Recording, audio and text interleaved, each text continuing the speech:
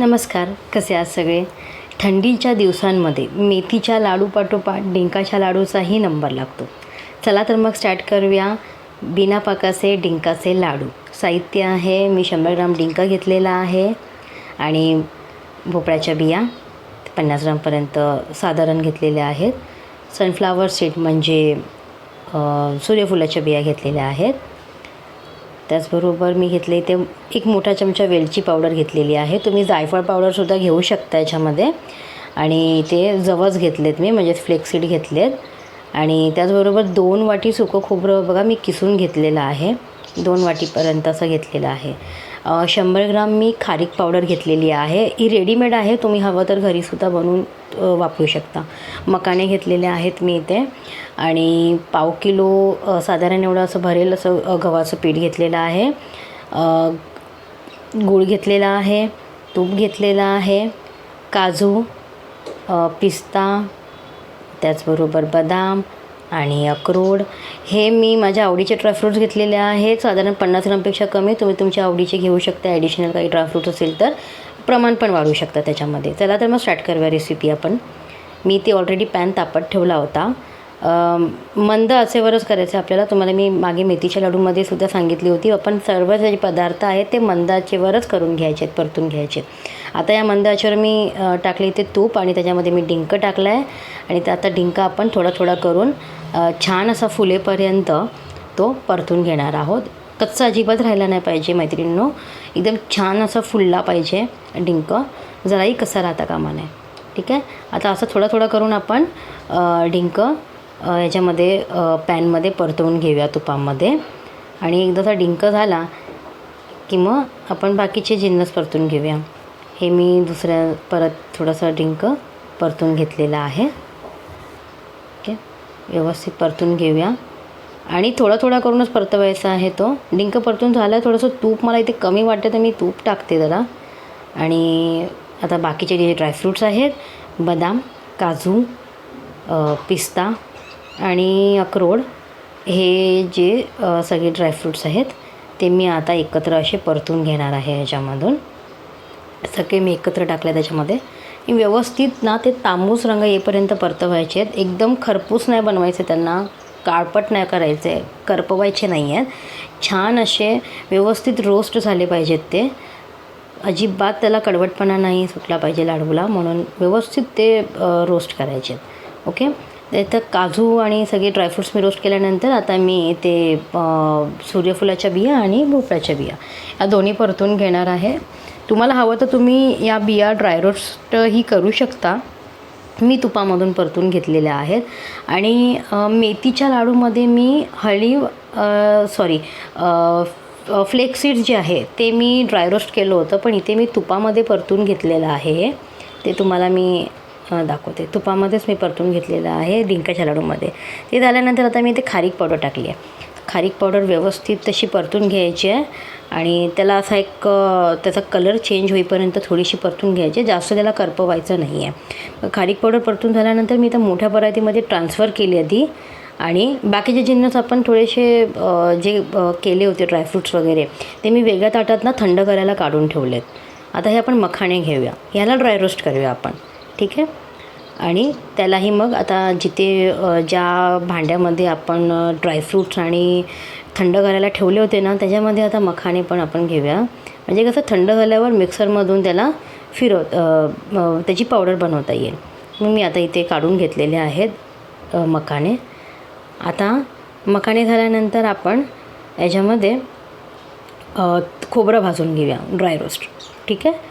खोबऱ्यामध्ये पण मी तूप वगैरे काही घालणार नाही आहे, असं सुकंच भाजून घ्यायचं आहे. कारण खोबऱ्याला जे आहे ते तेल हळूहळू सुटायला सुरुवात होते, त्यामुळे मी हे ड्राय रोस्टच करणार आहे.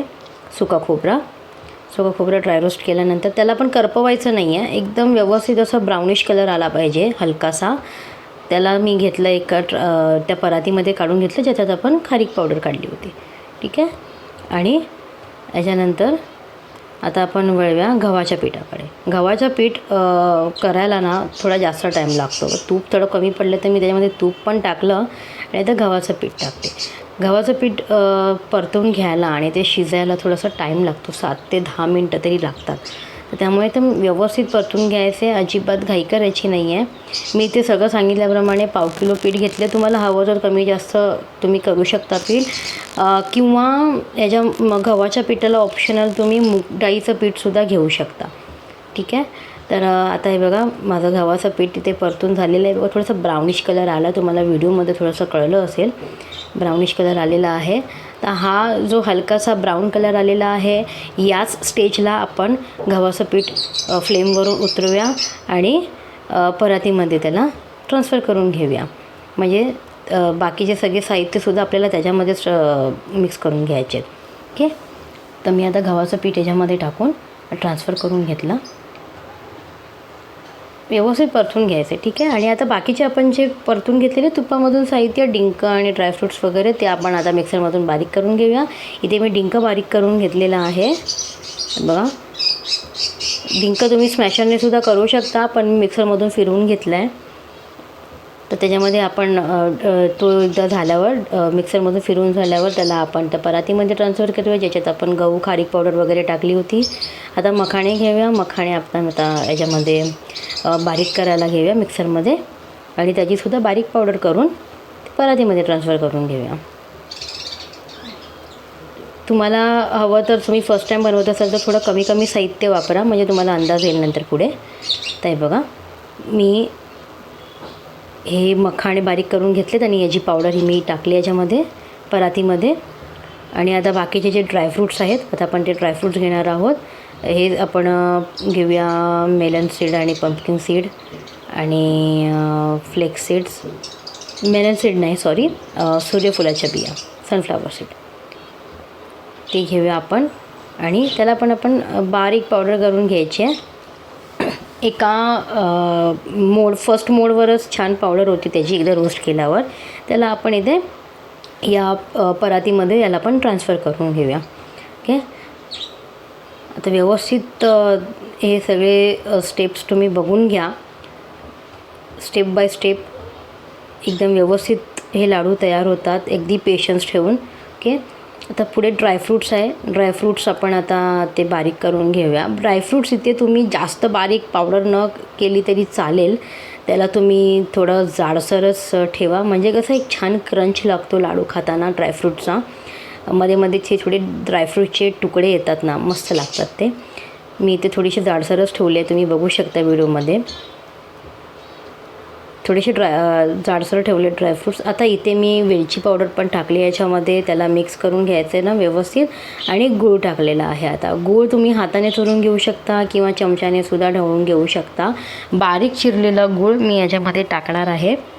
इथे आपण बिना पाकाचे करतो आहे, त्यामुळे मी गूळ इथे चिरून घेतलेला आहे आणि त्याला नंतर मी मिक्स करणार आहे पूर्ण मिश्रण. हे सगळं मिक्स करूया आपण व्यवस्थित.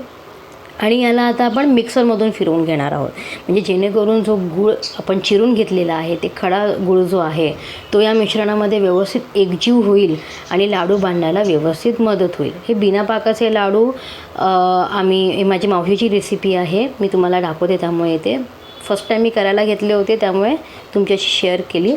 बघा व्यवस्थित आपण इथे मिक्सरमध्ये घेऊया घालून, आणि हे असं मिश्रण एकजीव होतं मिक्सरमध्ये गूळ आणि त्या मिश्रणासोबत. मी तुम्हाला लाडू आता बांधून दाखवते. हा एक अजिबात त्याच्यामध्ये वरून तूप टाकायची पण गरज नाही आहे किंवा पाकसुद्धा करून घ्यायची गरज नाही आहे. बघा किती व्यवस्थित लाडू वळला जातो आहे. आणि तुम्हाला जर असं वाटतच असेल की थोडं लाडू सुटतो आहे हातातून, फुटतो आहे, तर तुम्ही वरून थोडंसं 2 चमचे तूप वगैरे आहे ते अंदाजाप्रमाणे घालू शकता गरम करून. हे बघा लाडू इथे व्यवस्थित वळला जातो आहे, त्यामुळे मला आता तूप वरून टाकायची गरज नाही वाटत आहे. जे मी हे मिश्रण मिक्सरमधून काढते त्याच्यामध्येच लाडू व्यवस्थित बांधले जात आहेत. तर तुम्हीही असं एकदा ही वाली रेसिपी नक्की ट्राय करून बघा, बिना पाकाचे डिंकाचे लाडू. आणि थंडीमधून खूप उपयुक्त असतात हे आपल्या कमरेसाठी, स्पेशली स्त्रियांच्या कमरेसाठी. आणि आता इथे मी ना खोबरंसुद्धा घेतलेला आहे. जो सुका खोबरं होता ना, तो थोडासा मी बाजूला काढून घेतलेला, तो मी ते थोडंसं चुरून याच्यामध्ये घेतला आहे वरून, आणि व्यवस्थित त्याला मिक्स करून आता मी लाडू बांधायला घेते आहे. ते पटापट बघा, तुम्ही इथे पण बघू शकता लाडू व्यवस्थित बांधून होतो आहे. अजिबात मी वरून तूप वगैरे काहीच घातलेलं नाही आहे. आणि पाकही तर मी केलेलाच नाही आहे गुळाचा. मी गूळ इथे चिरून मिक्सरमधून फिरवून घेतलेला आहे. ती मस्त लाडू झालेला आहे बघा. अजिबात फुटत नाही आहे तो, अजिबात फुटत नाही. आणि व्यवस्थित तुम्हाला हवा तसा लहान मोठा आकार देऊन लाडू वळवू शकता. आणि थंडीच्या दिवसात किंवा रोज तुम्ही एक डिंकाचा लाडू नक्की खा. शरीरासाठी खूप फायदेशीर असतो मैत्रिणींनो. डिलिव्हरीनंतर किंवा आपल्याला कॅल्शियमची वगैरे कमी असते, प्रोटीन्स वगैरे आपण नेहमी खात नाही, पण हे डिंकाचे लाडू, एक लाडूसुद्धा तुम्हाला दिवसभराच्या ऊर्जेसाठी खूप उपयुक्त पडतो. बघा किती खुसखुशीत झालेला आहे. नक्की